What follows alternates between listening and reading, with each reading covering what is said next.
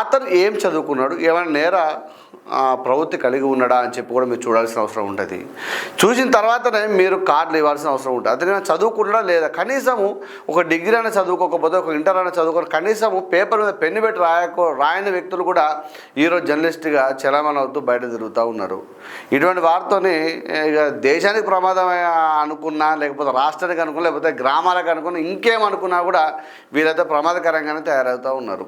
ఇక అందరూ జర్నలిస్టులు అయినాక ఇంకేముంటుంది అంటే ఫ్రీ మనీకి అలవాటు పడ్డట్టుగా ఈ వ్యవస్థ అంతా భ్రష్టు పట్టిస్తూ ఉన్నారు. అంటే చాలా ఇంకొక విషయం ఇక్కడ గమ్మత్ ఏంటంటే ముచ్చట, వీళ్ళు దొరికిళ్ళు అంత బాగానే ఉంది. కానీ ఎవరైతే కొంతమంది ఏం చేస్తున్నారంటే నలుగురు ఐదుగురు మేము మంచిర్యాలకు వచ్చినాం, అది వచ్చినాం, ఇది వచ్చినాం అని చెప్పుకుంటా 500 రూపాయలు బిర్యానీకి 500 రూపాయలు అడుక్కొని బిర్యానీకి తీసుకున్న వాళ్ళు కూడా ఇక వాళ్ళ మీద వీళ్ళు దొంగలు అని చెప్పినప్పుడు మరి